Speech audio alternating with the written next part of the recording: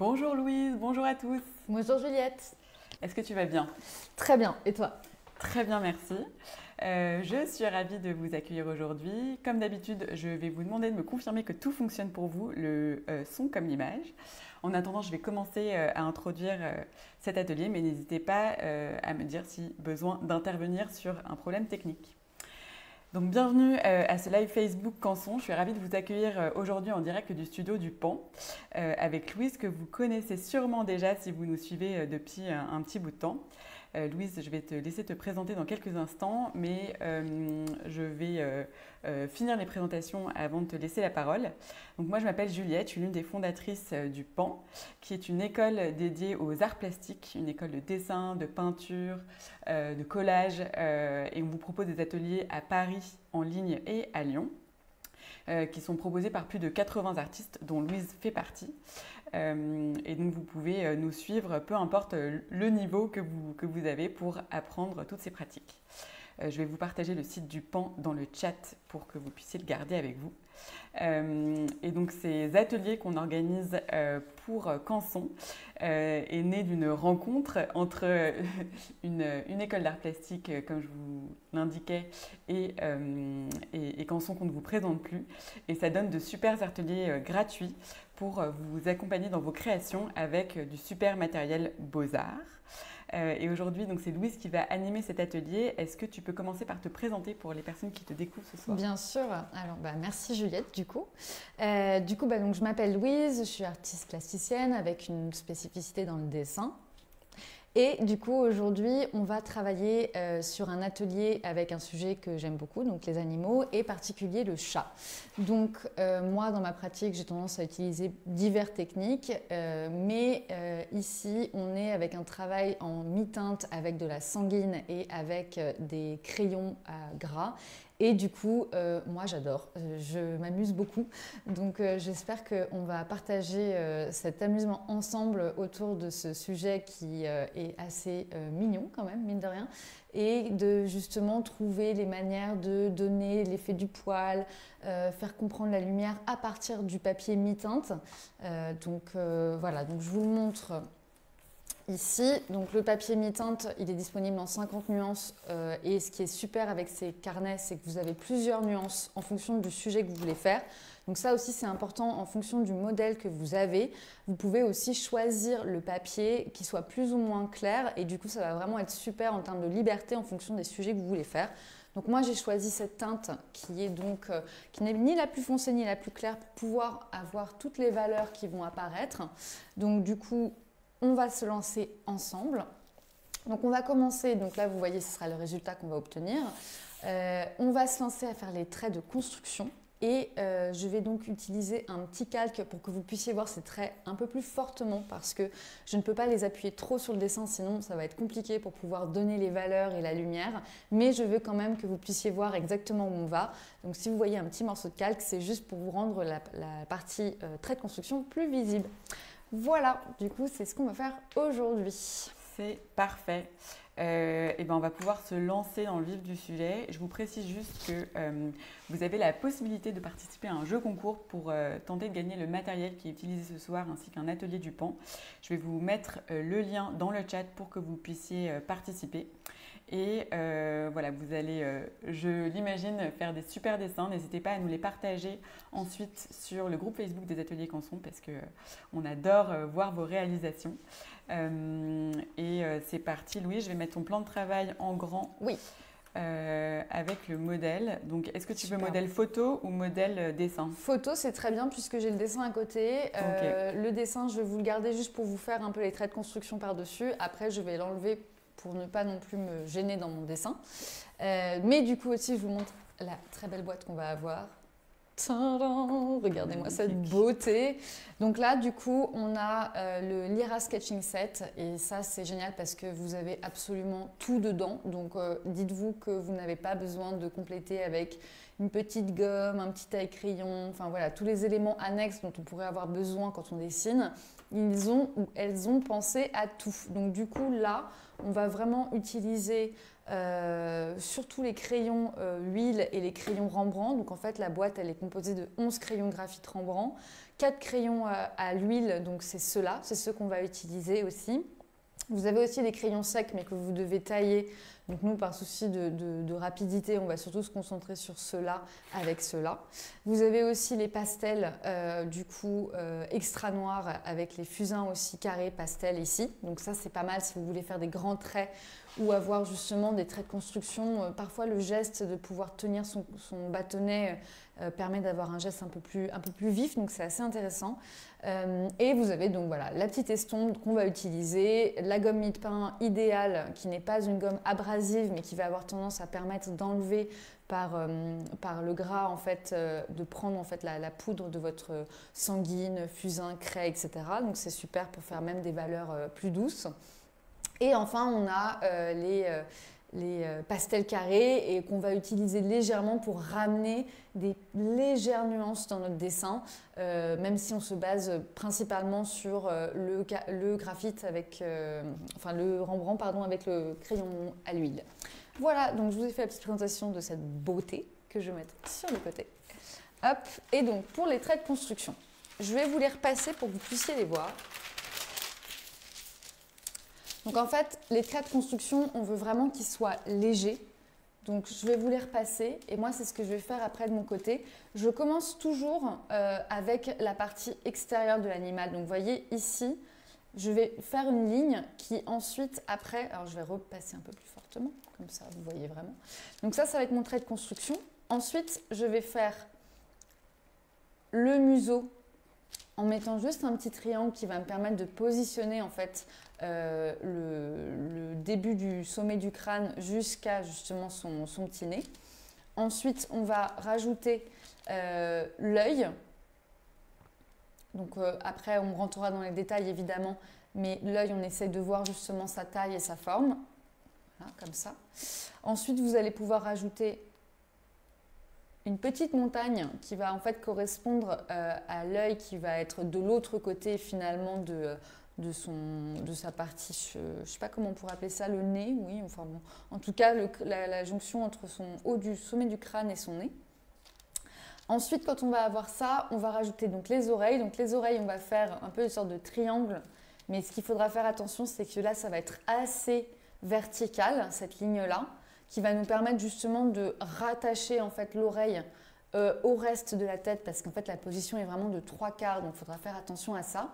Et aussi, encore une fois, moi je fais toujours une petite ligne ici pour rattacher les deux oreilles et qu'elles aient l'air vraiment bien alignées, pour que justement on n'ait pas une oreille qui soit ni trop grande sur celle qui se situe donc à droite de mon dessin, ni trop grande ni trop petite, et qu'on ait un peu cet effet voilà, de profondeur où on voit sur notre modèle que l'oreille qui est à gauche de mon image est bien plus grande parce qu'elle se situe plus proche de nous.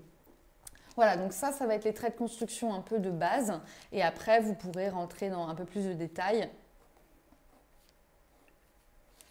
Mais dans l'ensemble, on ne va pas faire plus que ça. Donc là, je vous le mets à côté. Hop. Comme ça, vous l'avez. Et ça, j'enlève. Donc du coup, maintenant que vous avez ça, moi, je vais pouvoir les faire, mais de manière légère sur mon image. Donc, je vais me baser plutôt sur mon...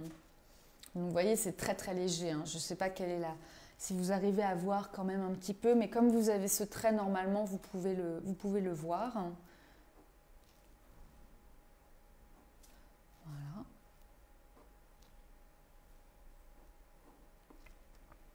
Donc j'ai commencé avec la sanguine parce que je ne veux pas un trait qui soit trop foncé, vu que je ne sais pas encore quelle va être la couleur que je vais avoir ou la valeur que je vais avoir à mettre sur mon image à partir de là où je suis, donc dans mon dessin. Du coup, je vais attendre un petit peu. Et la sanguine, qui est un peu entre les deux, me permet d'attendre et de voir après.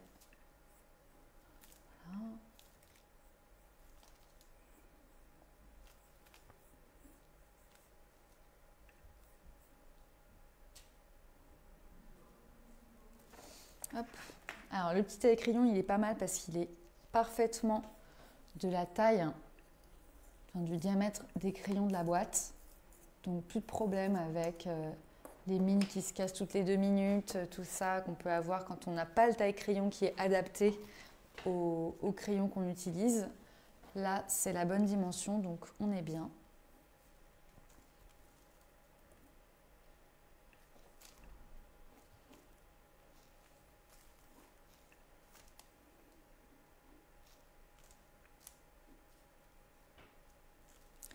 Hop. Donc là, pour voir si je suis bien installée, je vais commencer à mettre un peu des valeurs, donc à utiliser le blanc, à utiliser les crayons noirs pour créer un petit peu de volume, pour voir où je me situe. Voilà. Essayez d'avoir des crayons qui sont vraiment bien taillés. Et donc du coup aussi, quand je vais mettre la couleur, le blanc, le noir, etc., je vais essayer de suivre l'implantation des poils.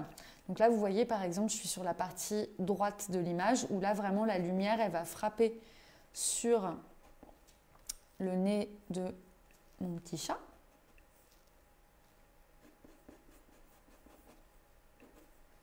Et on va jouer aussi avec en fait le bleu du papier demi-teinte. Donc papier mi-teinte, sachez-le, ça vient donc de la notion mi-teinte, non mi-teinte, vient de la gamme qui est colorielle de mi-teinte, qui est très particulière. Donc il y en a 50 nuances avec Canson. Donc c'est en plus des teintes qui sont très délicates, donc c'est super.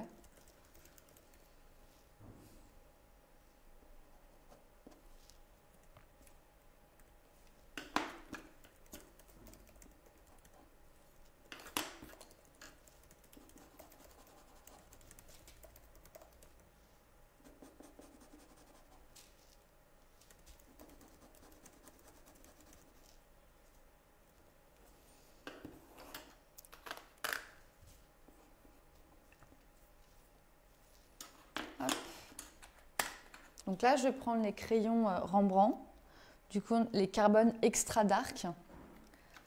Hop.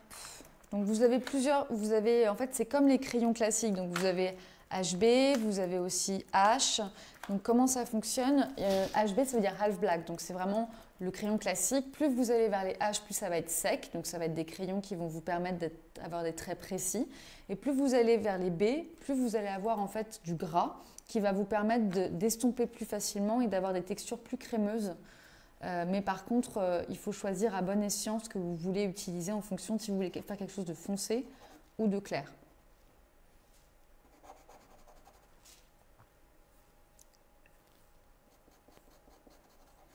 Donc vraiment, on essaye de dessiner des taches.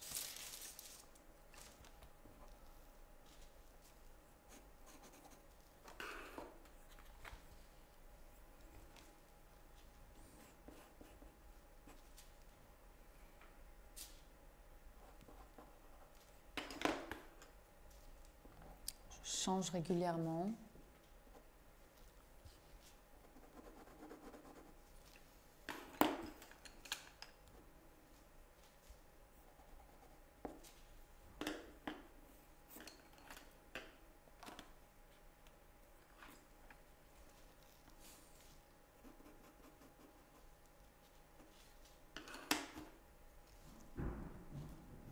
Donc vous voyez, je ne me concentre pas pour le moment sur le reste. Je veux vraiment m'assurer que cette partie-là est juste. Et après, je m'avancerai pour les oreilles pour voir si la taille est bonne.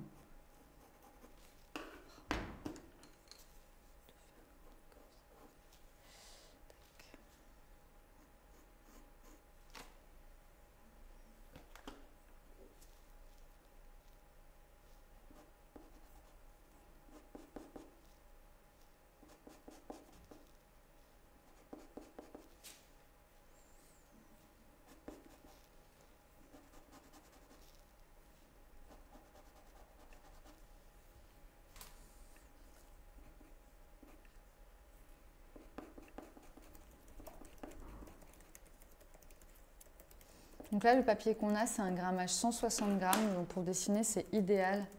C'est ni trop épais, ni trop fin. Du coup, vous avez une bonne tenue du papier. Vous avez aussi deux côtés du papier. Moi, c'est vrai que j'aime bien avec grain lisse, mais là, vous avez aussi le côté grain nid d'abeille qui est idéal pour le pastel parce que ça retient bien les pigments. Du coup, vous choisissez en fonction de ce que vous voulez obtenir.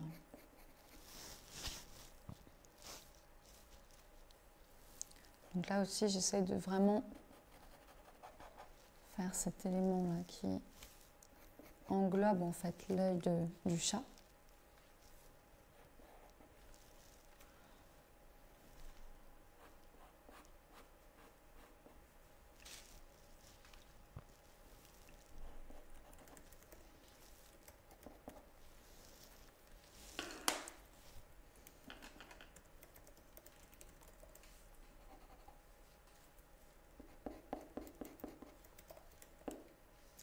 Là, je vais utiliser un petit peu les pastels, enfin les carrés pour faire des petites nuances très légères. Vous voyez, en fait, sur le museau, on a un petit peu une sorte de couleur un petit peu fauve. Donc, pour faire une transition, je vais en mettre une pointe et je vais utiliser mon estompe pour en fait fondre la couleur. Voilà, comme ça. Tout de suite, ça donne un peu de corps et ça permet d'asseoir le petit museau.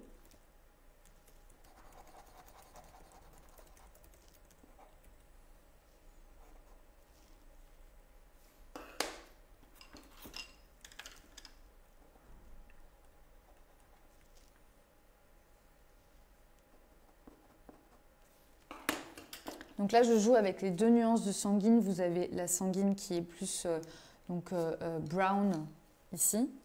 Donc celle-ci, c'est la sépiada. Hop, pardon. Un petit chat dans la gorge. Excusez-moi. Ah, tes souhaits. Merci. Du coup, donc je disais le sépia dark. Et là, c'est le sanguine. Et donc, je vais vraiment jouer avec ces deux nuances pour justement donner un petit peu de précision dans le museau.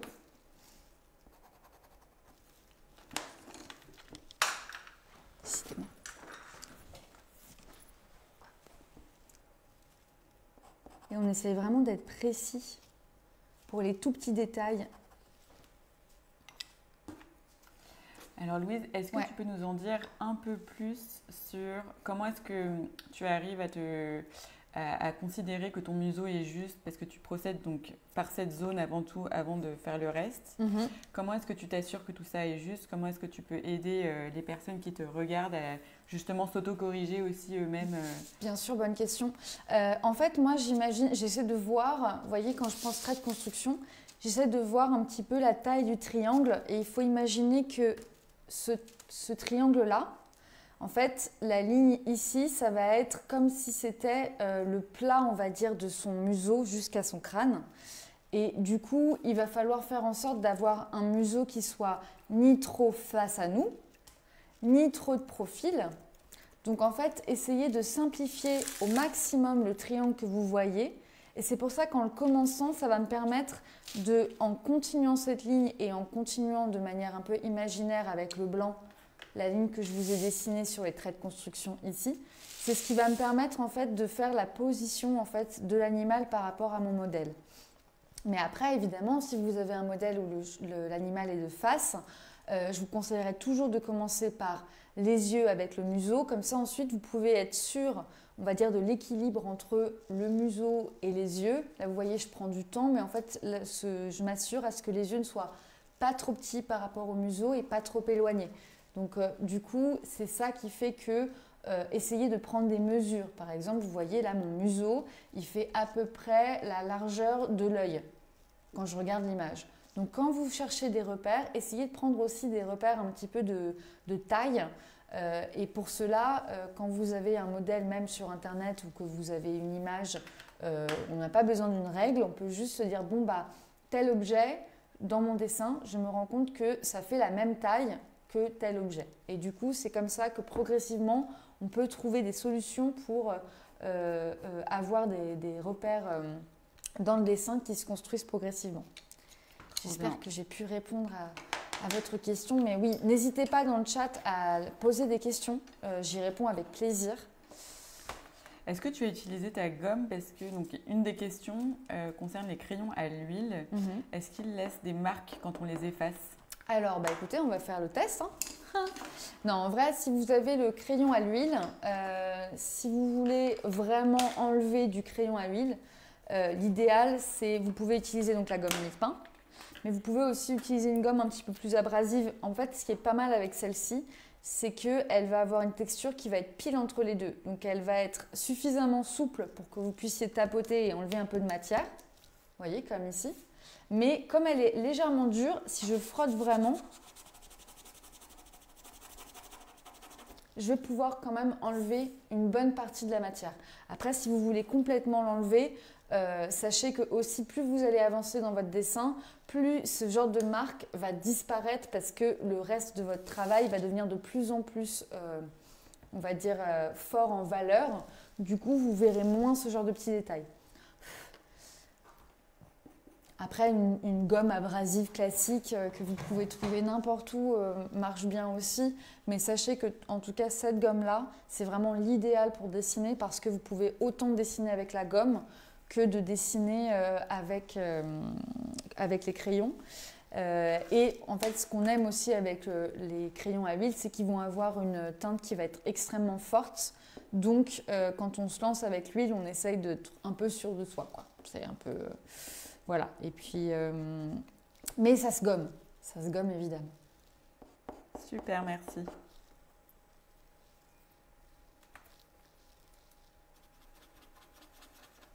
Donc là, je vais être très légère pour l'œil.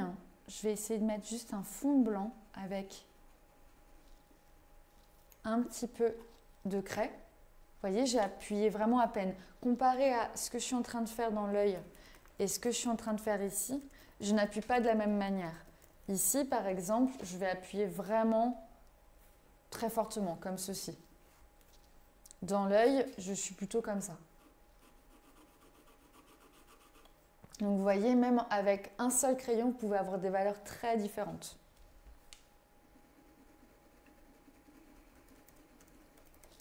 Et dans l'œil, la petite particularité, c'est que pour donner la transparence de l'œil, ça va être légèrement plus clair dans le bas de l'œil à gauche. Puis, vous aurez une vraie tache de lumière en haut à droite. Et enfin, on va avoir la petite fente du chat qui est concentrée. Et là, on a un regard déjà qui fait autant un jeu de transparence que de profondeur. Hop. Je vais prendre un crayon légèrement plus gras qui va me permettre d'avoir une teinte un peu plus sombre pour cette partie. Donc n'hésitez pas à jouer avec les 2B, HB, etc. Ça permet vraiment d'avoir des teintes qui vont être riches dans votre dessin.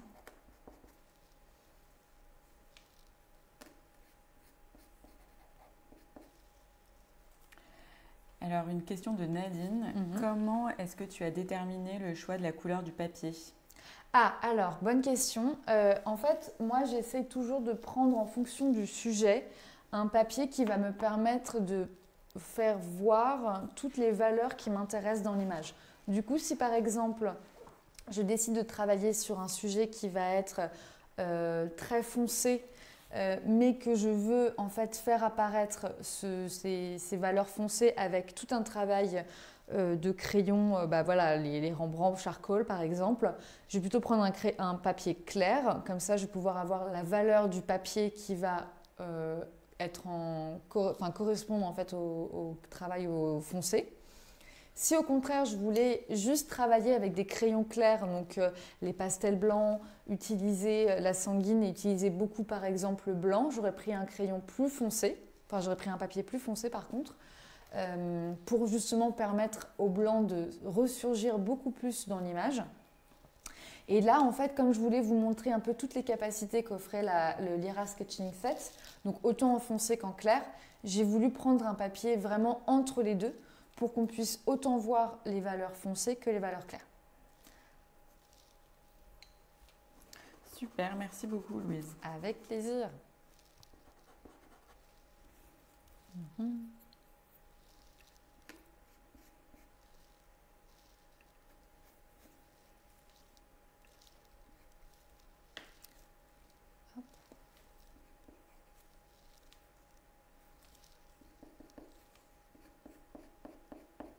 Donc j'essaye toujours là quand je vais commencer à attaquer les poils à regarder bien le mouvement des poils.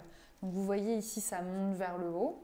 Ici vu que c'est sur toute sa partie un peu de la gueule, je vais plutôt aller comme ceci. Tenez, je vais vous montrer sur le calque.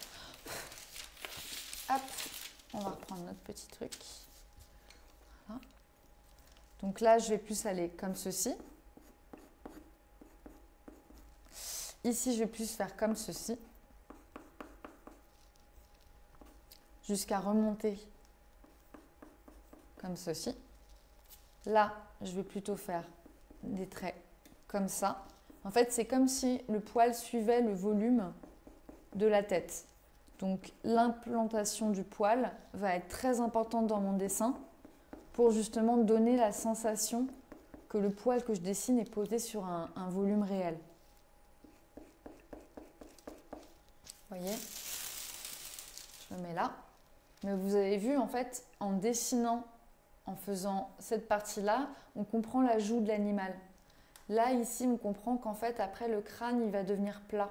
Donc, quand vous avez un modèle comme celui-ci que vous voyez à votre écran, regardez bien le sens du poil et essayez de faire des transitions douces et vraiment de vous dire que c'est comme si vous dessiniez un peu du vent dans du blé. Enfin, voilà, ça reste très fluide comme mouvement.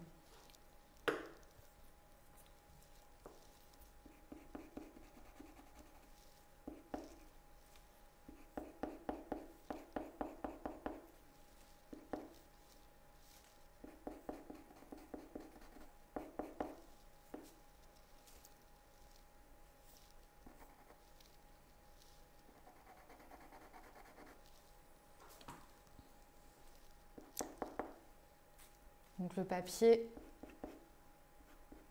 il est certifié FSC, donc ça permet la valorisation de votre gestion forestière durable. Donc on aime parce que pour les arbres c'est mieux et pour la planète aussi. Et du coup ce qui est bien aussi c'est que c'est un papier qui est fabriqué en France depuis plus de 200 ans. Donc ça je trouve que c'est assez fou d'ailleurs. Et après, pour les crayons, ils sont fabriqués aussi à partir de bois certifié.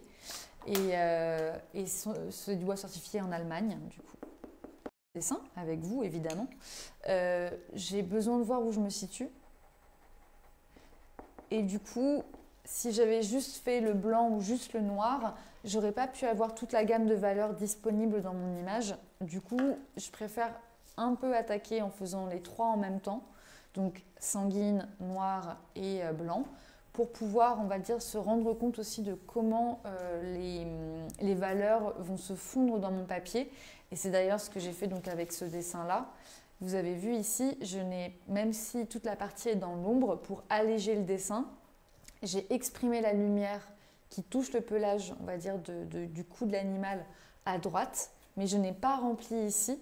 Et du coup, ça allège le dessin parce que je vais vraiment jouer avec la mi-teinte du papier pour révéler en fait une autre teinte qui est du coup la teinte du papier en elle-même qui va du coup sublimer ou du moins épouser les valeurs que j'ai rajoutées sur la feuille, mais qui va vraiment être une partie intégrante du dessin.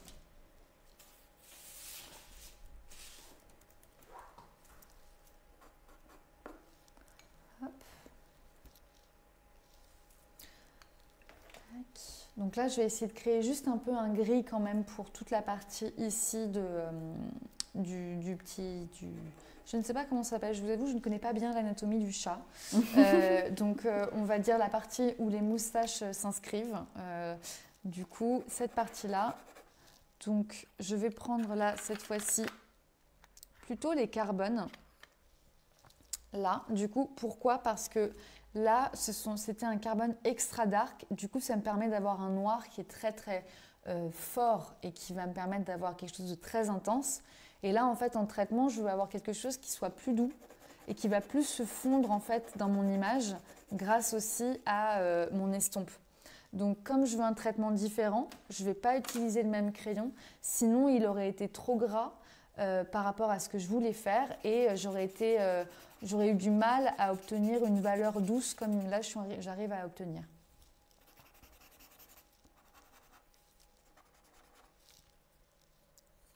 Donc aussi vous pouvez repasser plusieurs fois, vous pouvez, là par exemple j'ai fait donc un premier passage et après je peux remettre du blanc avec, donnant un peu de texture.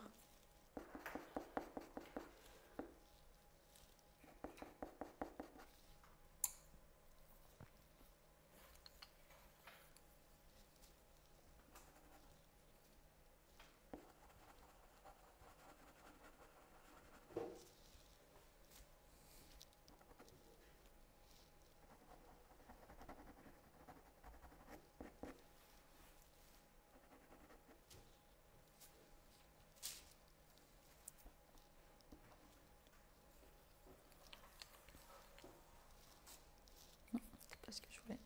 Donc vous avez vu, j'ai toujours plein de crayons dans les mains. N'hésite pas à faire des transitions, à bouger. Donc là, vous avez vu en plus, ici, j'ai rajouté du noir, j'ai rajouté du brun. Et là, vous voyez, c'est vraiment jouer avec le papier. C'est-à-dire que je n'ai passé aucun crayon dans cette zone. Mais comme mon papier est plus foncé que le blanc, ça apparaît comme une zone de demi-teinte. Et du coup, on voit la continuité. Vous voyez, ça fait comme une ligne imaginaire là, ici, qui correspond à mon modèle, finalement à un endroit où la lumière a du mal à passer sur le museau de mon chat. Voilà. Hop. Alors là... placer un peu les moustaches. Donc là, pour les moustaches, les espèces de points pour les moustaches, je vais essayer de prendre un crayon plutôt gras. Donc en fait, ça va me permettre comme ça de vraiment pouvoir faire quelque chose de plus foncé sur ce que je viens de faire avec l'estompe.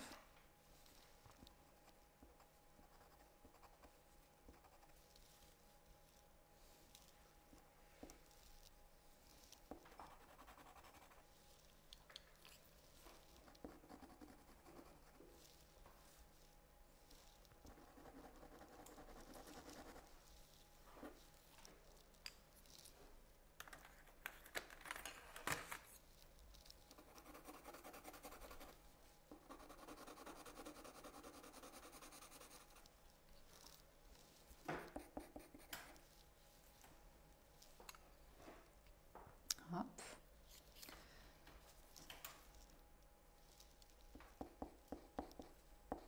Là, je remets un peu de blanc pour qu'on sente que c'est vraiment une sorte de creux. Vous voyez qu'on n'ait pas la sensation que c'est juste un petit point, mais au contraire que c'est une cavité qui va avoir en fait les moustaches qui vont se mettre dessus rapidement.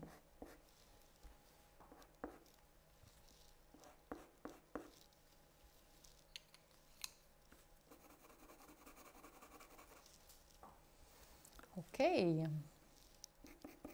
Bon, je vais commencer à m'occuper de mes oreilles. Hop.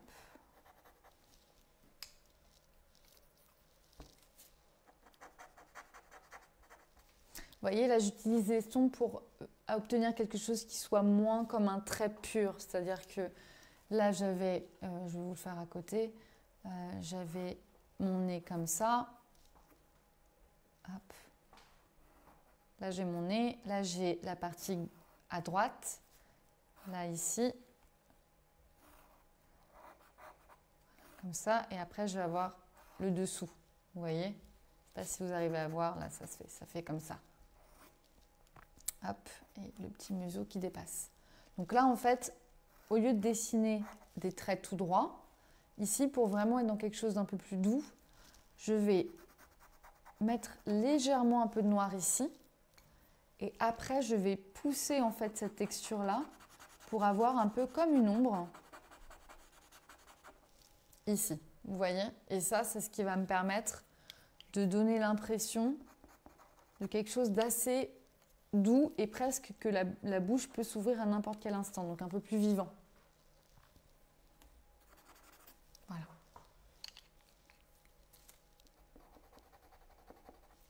Hop. Le diable se cache dans les détails. C'est dans ce genre de petites choses que vous pourrez donner des sensations un peu plus réalistes dans votre dessin. Hop.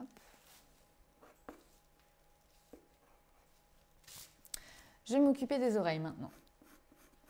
Donc là, ce que je peux faire pour m'aider, c'est, vous voyez l'oreille qui est tout à droite dans l'image. Je ne sais pas si vous avez remarqué, mais elle arrive pile.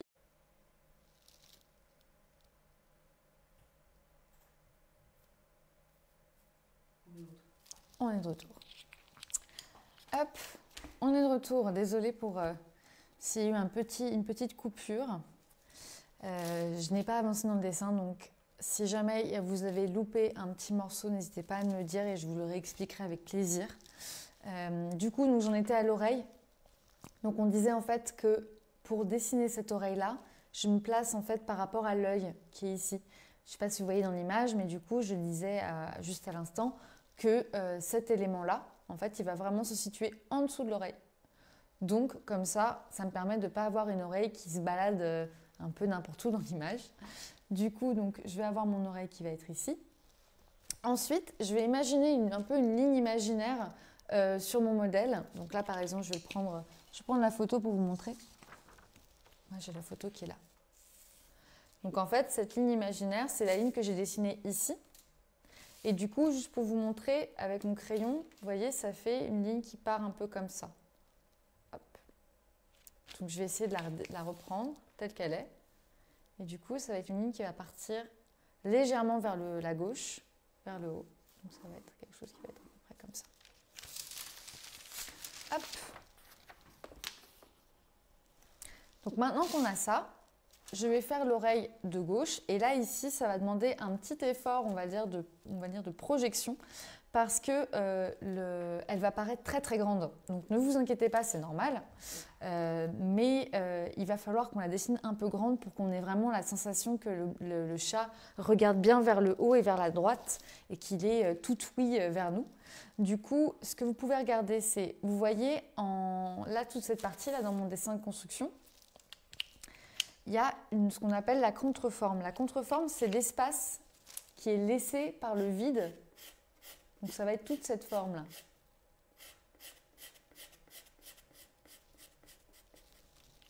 Voilà. Donc cette forme-là, essayez d'oublier que vous dessinez un chat et concentrez-vous sur cette forme qui ne ressemble à rien.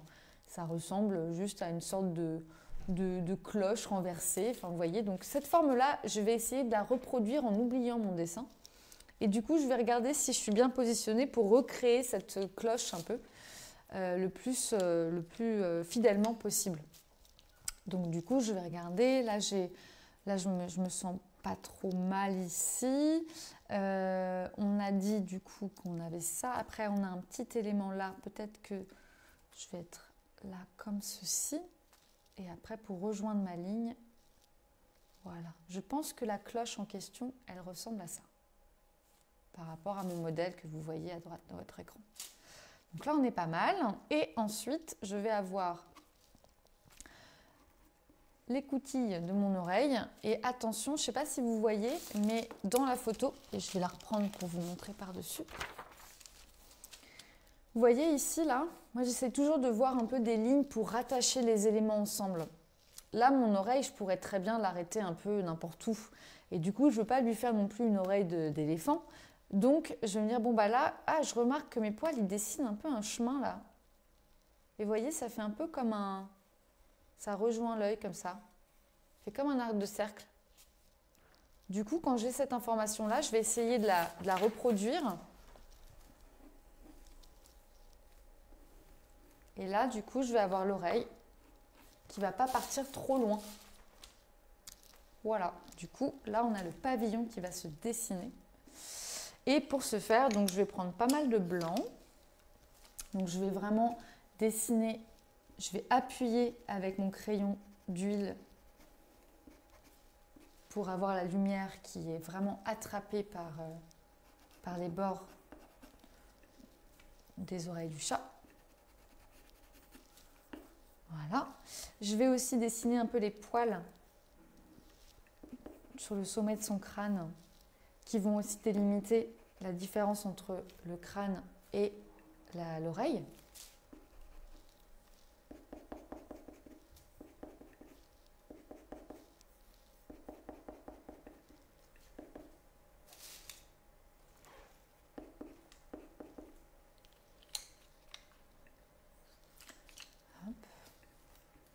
Je vais mettre un peu de sanguine ici, dans le fond de l'oreille. Pas trop, je n'appuie pas trop fort parce que je vais utiliser l'estompe pour obtenir une nuance un peu douce.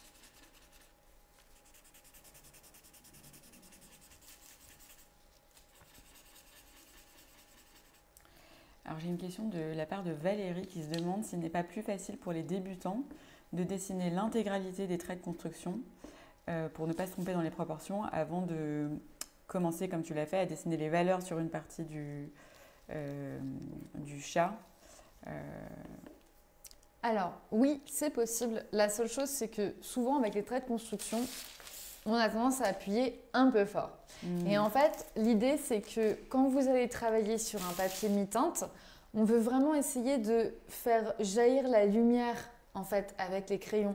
Donc le fait de commencer, même si votre dessin il n'est pas parfait, c'est pas grave, mais essayez de vous entraîner à voir les valeurs. Voir les valeurs, ça veut dire que vous êtes en mesure de dire bon bah ça c'est plus clair, ça c'est plus foncé. Et du coup, ça fait un peu comme des taches. Et je vais essayer de reproduire ces taches à partir des quelques traits de construction que j'ai faits. Vous avez vu, moi, les traits de construction, j'y suis allée pas à pas. Mais c'est juste que si vous faites tous les traits de construction d'un coup, déjà, vous risquez de repasser plusieurs fois sur les traits et d'avoir quelque chose de très, déjà, on va dire, sanguine. Et du coup, vous allez avoir du mal à repasser par-dessus, à oser en tout cas repasser par-dessus, pour obtenir ces fameuses valeurs de blanc et de foncé. Après, libre à vous, évidemment, chacun sa technique, chacun son envie. Vous pouvez tout à fait faire d'abord les traits de construction comme ceux que j'ai fait sur la gauche. Mais en tout cas, n'hésitez pas allez-y très léger, n'appuyez vraiment pas trop fort. Même si vous voyez peu ce que vous faites, il vaut mieux des traits de construction souples qu'on peut faire disparaître avec les valeurs, plutôt quelque chose qui soit trop forcé et qui fasse qu'à un moment donné, on n'est plus du tout dans un travail de valeur, mais vraiment dans un travail de construction pure.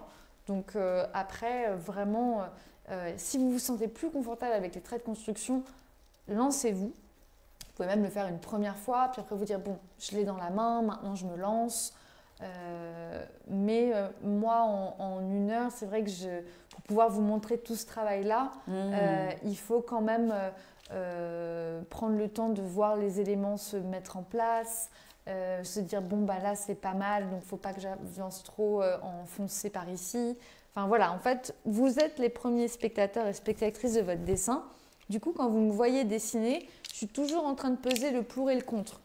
Je suis pas, c'est pas, comment dire, je sais pas à l'avance ce que je vais faire. Je sais pas si vous remarquez, mais à chaque fois je change de crayon et parfois je fais 3 petits trucs puis je change. C'est parce que je suis toujours en train de me poser la question, bon, qu'est-ce qui vaut mieux que je fasse là? Est-ce qu'il vaut mieux pas que je fasse ça d'abord? Donc, écoutez-vous, faites-vous plaisir surtout, c'est le plus important parce que prendre du temps à dessiner, c'est déjà un bon temps pour soi. Donc, même si le résultat ne vous convient pas dès le début, c'est pas grave, c'est normal. Il faut être indulgent avec son travail et il faut prendre le temps de regarder les choses que vous dessinez. C'est pour ça que les fameux repères dont je vous parle, ils sont importants, mais ils sont aussi importants que les taches de lumière que je vous montre aussi. Donc c'est tout un univers qui doit, on va dire, s'entremêler pour nous permettre de raconter des histoires dessinées avec ce beau matériel.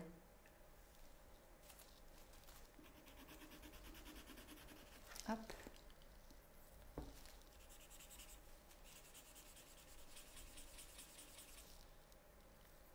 Là, vous voyez, j'essaie de fondre les deux.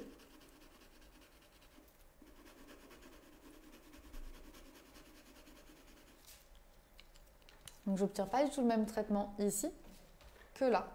Et c'est ça qui est bien, c'est de jouer aussi avec les contrastes de technique. Je vais prendre aussi un petit peu de gris. Ah, ça y est, j'en ai trop dans les mains, là, il faut que j'en lâche.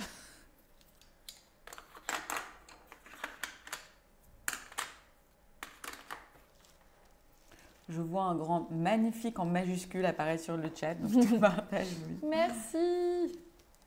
J'ai hâte de voir vos dessins.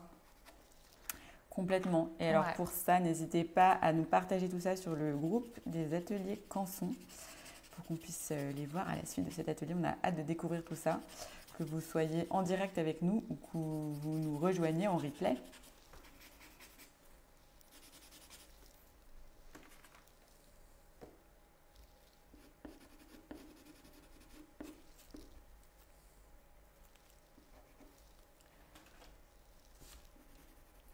Et je vous répète que vous avez la possibilité de gagner ce matériel que Louise est en train d'utiliser, ainsi qu'un atelier du pan. Et pour tenter de participer au tirage au sort, il suffit de vous inscrire via un formulaire que je vous partage dans le chat.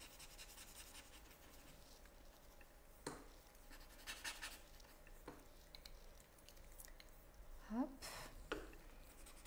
Donc, vous voyez, j'essaie de faire un peu une base avant de faire les poils qui sortent en fait de l'oreille.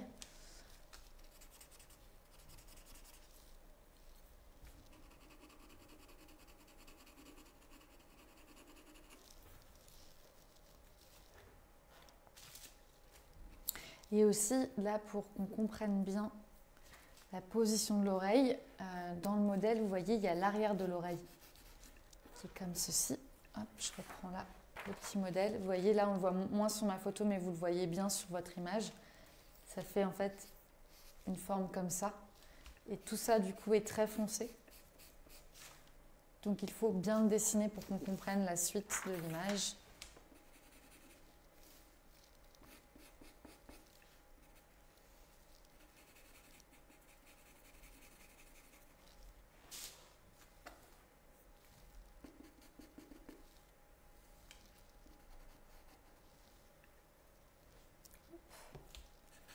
Comment ça va apparaître ce petit chat là? Ah ouais, on entend presque un miaou là. Vous voyez, parfois j'utilise aussi mon estompe quand elle est un peu salie.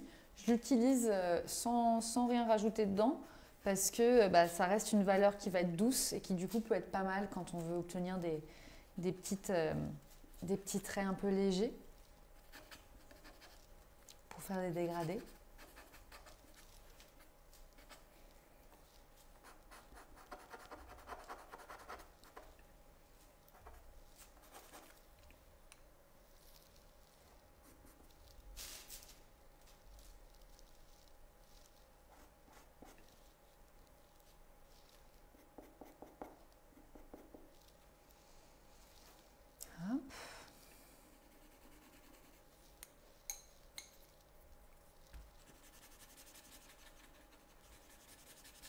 Donc l'estompe, elle est vraiment pratique. Ne l'utilisez pas partout en revanche l'estompe.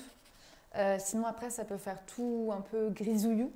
Donc il faut vraiment jouer avec les contrastes. Là, vous voyez, j'ai fait un coup d'estompe, mais comme je vais repasser avec des traits bien dessinés de ces fameux poils qui vont revenir sur les côtés, ça va donner une bonne base.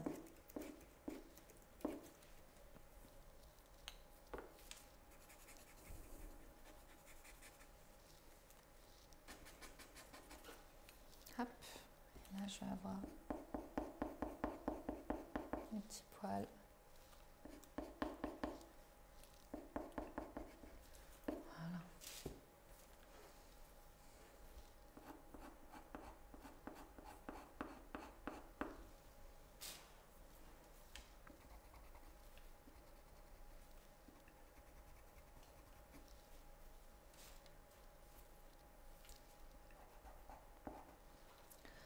Hop. Ah, j'ai une question Ouais. de la plus haute importance, non, mais qui revient souvent. Comment est-ce qu'on fait pour nettoyer une estompe? Ah, eh ben, on s'arme de patience et on fait ça. Jusqu'à ce que vous n'ayez plus de matière. Donc par contre, sachez-le, ça ne se taille pas. Alors moi en tout cas, je ne les taille pas parce que c'est du papier qui est rouloté sur lui-même. Du coup, voilà, plus vous faites ça, plus après votre estompe, même si elle est toute noire au bout, vous voyez là, quand je vais faire ça, il n'y a plus de problème, elle est propre. Donc vous prenez juste un petit papier, un petit morceau à côté de décharge et comme ça, vous enlevez l'excédent. Après, moi, ce que je fais aussi, c'est que là, en plus, vous avez deux côtés. Vous pouvez avoir un côté qui va plutôt être pour les côtés, on va dire dans les blancs, etc., si vous voulez vraiment quelque chose de complètement immaculé. Ou au contraire, avoir un côté voilà, beaucoup plus dans les foncés, les sépias, etc. Et comme ça, vous alternez en fonction de si vous voulez avoir quelque chose qui est plutôt dans les clairs ou plutôt dans les foncés. Et qu'est-ce que tu penses sinon de la technique lime à ongles ou papier de verre pour enlever un peu les traces? Alors, pour ça, enlever les traces de ça, alors on peut le faire. La seule chose, c'est que moi, ce que j'aime bien, c'est que en gardant l'aspect du papier, on a moins de peluche. Je ne sais pas comment dire, mais si vous le poncez, après ça dépend, hein, peut-être que vous avez la lime à ongles qui fait la différence pour pouvoir prendre soin, voilà. Mais moi je trouve qu'en tout cas le risque c'est d'avoir plein de peluches et d'abîmer en fait l'outil, alors qu'en vrai vous faites juste ça et elle sera très bien. Surtout ce qui est pas mal avec cette estompe qui est donc dans la Lyra Sketching Set, c'est qu'elle est vraiment entre les deux, c'est-à-dire qu'elle est suffisamment rigide pour, en termes de dureté, permettre de faire quelque chose de très précis. Et en même temps, elle est tendre, donc du coup, pour faire tous ces fondus que je suis en train de faire, c'est possible. Donc, vous pouvez en prendre, enfin, vous pouvez faire comme vous voulez, mais moi, j'ai jamais eu besoin, en tout cas, alors que c'est un outil que j'utilise beaucoup, même dans mon travail artistique, j'ai jamais eu besoin de les nettoyer autrement qu'en faisant ça. Ok. Voilà. Faire un peu le cou. Donc le cou, vous voyez, ça arrive à peu près ici. Là, je vais avoir la fameuse lumière qui est hyper importante. Vous voyez, ça arrive vraiment dans mon image là, ici. Vous voyez là, hop, tic, tic, tic, la ligne, ça arrive au même niveau. Essayez toujours de vous prendre des repères verticaux et horizontaux. C'est toujours bien, comme ça vous permet de savoir si vous êtes plutôt bien situé. Donc là, moi, je mettrais en fait le début du cou ici. Donc là, vous voyez, par rapport à mon dessin, je suis là. On est bien. Et là, pareil, je vais suivre le mouvement du poil. Donc faire un peu comme si c'était son pelage. Hop. Et on va lui faire des moustaches à ce petit chat quand même. Donc là, je fais bien tailler mon crayon.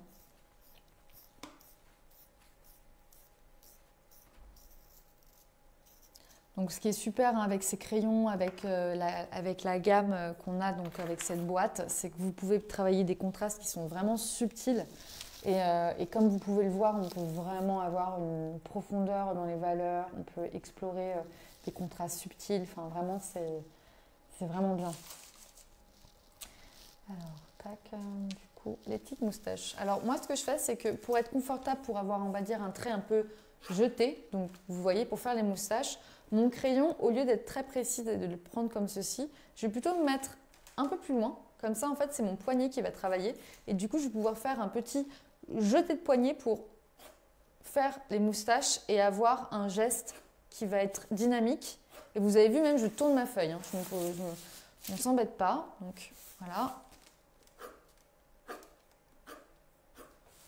Une petite moustache. On a les petits poils aussi qui sont sur le dessus.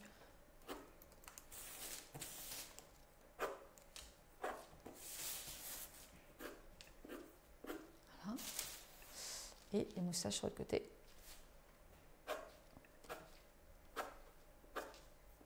Hop. Tadam. Génial. Bon, on va rajouter quelques traits pour le côté un peu tigré qui est en dessous de son œil. Mais on va avoir bientôt terminé dans l'ensemble. Je vais juste rajouter avec le pastel avec celui-ci. Je vais vous rajouter juste une petite touche parce que vous voyez, je ne sais pas si vous arrivez à voir, mais il y a une sorte de pointe de lumière ici. Donc, je vais rajouter un petit peu. Ça peut rajouter un peu de contraste, une petite touche de lumière, un truc un peu... petit contraste, petite chose.